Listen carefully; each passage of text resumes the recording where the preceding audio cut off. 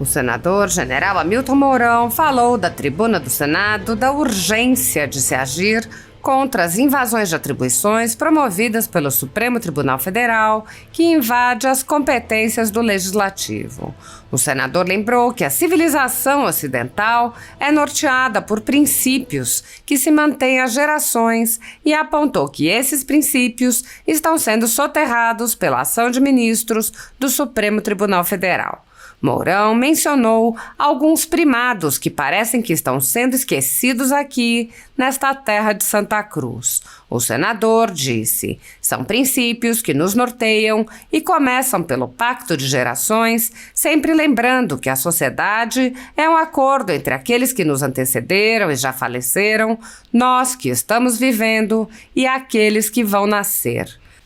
Democracia, não a democracia como mero exercício retórico, mas a democracia em toda a sua plenitude, baseada no equilíbrio entre os poderes, no sufrágio universal e na efetiva representação dos desejos do povo, da maioria desse povo, respeitando a minoria, por aqueles que foram por eles eleitos. O capitalismo como forma de desenvolvimento econômico que dá a plenitude para que cada uma das pessoas atinja o seu desenvolvimento e a sua busca para gerar o seu próprio emprego, a sua renda e ter a sua vida digna. E o Estado de Direito. O senador alertou, e o Estado de Direito vem sendo violentado no nosso país. Mourão explicou: nós hoje, praticamente, somos submetidos diariamente a decisões de uma única pessoa que não recebeu nenhum voto e que toma decisões passando por cima daquilo que foi decidido dentro do parlamento, que é onde estão os representantes de toda a nação brasileira. Mourão mencionou a responsabilidade do Senado. Nós não podemos continuar a aceitar que responsabilidades que são nossas, que são leis que foram debatidas extensamente até chegarmos a uma decisão que é de consenso. E, lamentavelmente, o que nós estamos vendo é que decisões de um único indivíduo ultrapassam aquilo que foi decidido aqui. O senador lembrou a frase: o preço da liberdade é a eterna vigilância, e levantou algumas questões. Existe direito à livre expressão, opinião, oposição e crítica neste país? Se nós criticarmos determinadas autoridades hoje, corremos o risco de, no dia seguinte, a polícia bater à nossa porta. O senador mostrou que há graves ameaças aos cidadãos, em especial na sua expressão política, e prosseguiu perguntando: os direitos básicos, direito à propriedade, o direito à livre expressão, estão sendo respeitados? Mourão resumiu o questionamento. Está o cidadão comum que ganha vida diariamente, esforçando-se para criar uma família, livre do medo de que alguma organização policial, sob o controle de um único magistrado, vá bater no ombro desse cidadão e embalá-lo, sem um julgamento justo e aberto, à escravidão ou aos maus-tratos? O senador lembrou que, para haver Estado de Direito, são necessários alguns requisitos que envolvem a proteção dos direitos de propriedade e imposição de controles institucionais a todos os poderes. General Mourão desafiou os colegas senadores. Temos que nos fazer respeitar e temos que demonstrar claramente que quem tem a responsabilidade por legislar neste país somos nós, parlamentares, que recebemos o mandato do povo brasileiro, que demos a nossa cara a tapa nas urnas, que gastamos sola de sapato nas ruas dos nossos estados, buscando convencer a cada uma das pessoas que nós iríamos defender os seus interesses. A ditadura da toga segue firme. O Brasil tem hoje presos políticos e jornais, parlamentares e influenciadores censurados. A Folha Política tem toda a sua receita, gerada desde 1º de julho de 2021, confiscada por uma canetada do ministro Luiz Felipe Salomão, ex-corregedor do TSE, com o aplauso e o respaldo dos ministros Luiz Roberto Barroso, Alexandre de Moraes e Edson Fachin. Todos os rendimentos de mais de 26 meses de trabalho do jornal estão sendo retidos sem justificativa jurídica. Anteriormente, a Folha Política teve sua sede invadida e todos os seus equipamentos apreendidos a mando do ministro Alexandre de Moraes.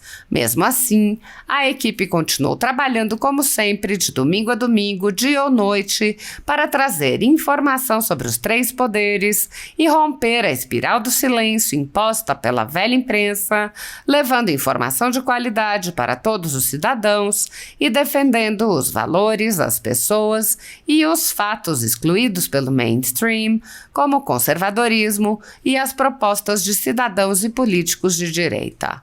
Se você apoia o trabalho da Folha Política e pode ajudar a evitar que o jornal seja fechado pela ausência de recursos para manter sua estrutura, cumprir seus compromissos financeiros e pagar seus colaboradores, doe qualquer valor à empresa Raposo Fernandes por meio do Pix, cujo QR Code está visível na tela, ou por meio do código ajude@folhapolitica.org. Caso não utilize Pix, há a opção de transferência bancária para a conta da empresa Raposo Fernandes, disponível na descrição deste vídeo e no comentário fixado no topo. A Folha Política atua quebrando barreiras do monopólio da informação há 10 anos e, com sua ajuda, poderá se manter firme e continuar a exercer o seu trabalho. Pix ajude@folhapolitica.org. Assista. Senhoras senadores, senhoras e senhores, uma boa tarde aí a todos. Inicio mais uma vez essas minhas palavras fazendo menção à difícil situação vivida pelo povo do meu estado, lá do Rio Grande do Sul, notadamente a região do Vale do Rio Taquari, duramente atingida por uma calamidade climática e que necessita do apoio de toda a nação brasileira. Nessa hora, todos temos que ser gaúchas e gaúchos para apoiar aqueles que estão necessitados nesse momento. Mas também na esteira daquilo que falou meu amigo Plínio Valério, eu venho a essa tribuna para abordar a situação que estamos vivendo no nosso país e que não é de hoje e não é uma questão de governo, é uma questão do Estado brasileiro e que diz respeito ao nosso futuro como nação. Eu lembro que o nosso país é um país da civilização ocidental e que a nossa civilização se baseia por alguns parâmetros que nos acompanham desde que em 1648, na Paz de Westfália, surgem os modernos Estados-nação e, a partir da Revolução Gloriosa na Inglaterra e depois da Revolução Francesa, da Revolução Americana, se estabelecem alguns primados que parecem que estão sendo esquecidos aqui nessa terra de Santa Cruz. São princípios que nos norteiam e começam pelo Pacto de Gerações. Sempre lembrando que a sociedade é um acordo entre aqueles que nos antecederam e já faleceram, nós que estamos vivendo e aqueles que ainda vão nascer. Democracia, não a democracia como era exercício retórico, mas a democracia em toda a sua plenitude, baseada no equilíbrio entre os poderes, no sufrágio universal e na efetiva representação do desejo do povo, da maioria desse povo, respeitando a minoria, por aqueles que foram por eles eleitos. O capitalismo, como uma forma de desenvolvimento econômico e que dá a plenitude para que cada uma das pessoas atinja o seu desenvolvimento e a sua busca para gerar seu próprio emprego, sua renda e ter uma vida digna. O Estado de Direito. E o Estado de Direito, senhores senadores, senhor presidente, ele vem sendo violentado no nosso país. Nós hoje, praticamente, somos submetidos diariamente a decisões por uma única pessoa que não recebeu nenhum voto e que toma decisão passando por cima daquilo que foi decidido dentro do parlamento, que é onde estão os representantes de toda a nação brasileira. Na nossa Câmara de Deputados, aqueles que representam diretamente o povo. E aqui neste Senado Federal, nós que representamos a Federação. Nós não podemos continuar a aceitar que responsabilidades que são nossas, que leis que foram debatidas extensamente, e eu, nessa pouca vivência que tenho aqui dentro dessa casa, mas tenho acompanhado, senhor presidente, nas diversas comissões, as discussões que muitas vezes podem até parecer entediantes, mas demonstram claramente o espírito de cada um das senadoras e senadores na busca daquilo que é o melhor para o seu povo, até chegarmos a uma decisão que é de consenso. E, lamentavelmente, o que nós estamos vendo é que decisões de um único indivíduo ultrapassam aquilo que foi decidido aqui.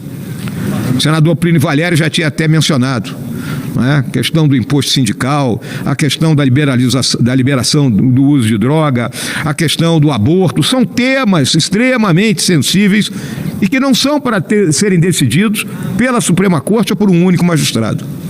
Eles têm que ser decididos aqui dentro e, em último caso, serem levados a referendo para a população, para que ela diga efetivamente aquilo que ela deseja, aquilo que ela quer. E aí eu me pergunto, se diz que o preço da liberdade é a eterna vigilância. E há algumas pequenas questões que eu levanto aqui. Existe direito à livre expressão, opinião, oposição e críticas nesse nosso país? Se nós criticarmos determinadas autoridades, hoje corremos o risco de, no dia seguinte, a polícia bater a nossa porta. Os tribunais estão livres de violência, de serem ameaçados pelo crime organizado? Há um jogo limpo no nosso país para pobres e ricos, para as pessoas que exercem atividade privada e para aqueles que são funcionários do governo? Os direitos básicos, o direito à propriedade, o direito à livre expressão, estão sendo respeitados? Enfim, está o cidadão comum que ganha a vida diariamente, esforçando-se para criar uma família livre do medo de que alguma organização policial, sob controle de um único magistrado, vá bater no ombro desse cidadão e embalá-lo sem julgamento justo ou aberto à escravidão ou aos maus tratos. Eu destaco, senhor presidente, que os estudiosos colocam que são etapas do Estado de Direito. Primeiro é o combate à violência. Então, parece que em algum momento ninguém quer combater a violência no nosso país. É só uma questão de retórica. Segundo, a proteção dos direitos da propriedade. Isso é sagrado.